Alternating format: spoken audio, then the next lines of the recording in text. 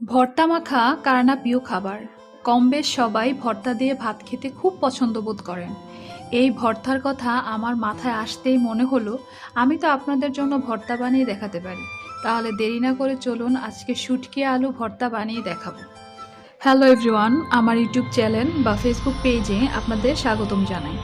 দেশে অথবা বিদেশে আমার ভিডিও যারা যারা আজকে নতুন দেখছেন তারা দেরি না করে সাবস্ক্রাইব বা ফলো দিয়ে আমার রান্নাঘর পরিবারে যুক্ত হয়ে যান।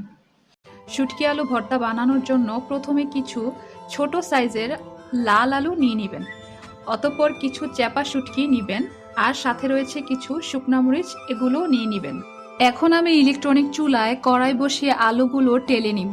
আপনাদের বাসায় যে যে চুলা থাকবে আপনারা সেই চুলায়ও করতে পারবেন, সমস্যা নেই। আলুগুলো ভালো মতো টালতে হবে যাতে আলুগুলো সব সাইডে পোড়া পোড়া হয়। সবাই একটু খেয়াল রাখবেন যাতে আলুগুলোর এক সাইড বেশি পুড়ে না যায়, তার জন্য একটু পরপর নেড়ে ছেড়ে নিবেন। আলু টালা হয়ে গেলে একই কড়াইয়ে শুকনা মরিচগুলো টেলে নেওয়া লাগবে।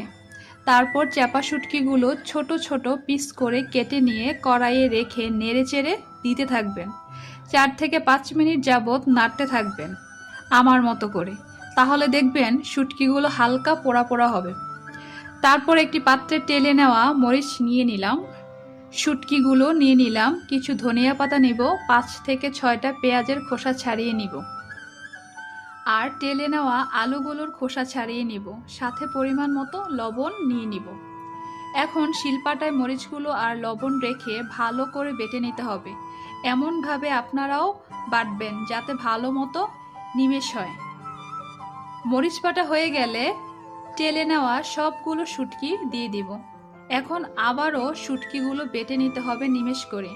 শুটকি বাটা শেষ হলে আলুগুলো দিয়ে দিব, আবারও বাটতে থাকবো যাতে এখন পর্যন্ত যা দিয়েছি সবগুলো মিক্স হয়ে যায়।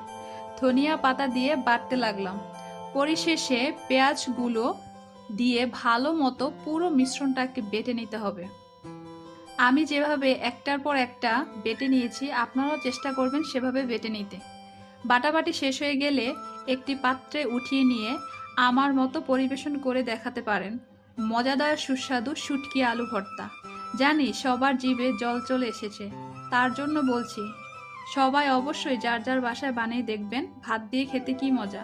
ধন্যবাদ সবাইকে এতক্ষণ যাবৎ ধৈর্য নিয়ে ভিডিওটি দেখার জন্য।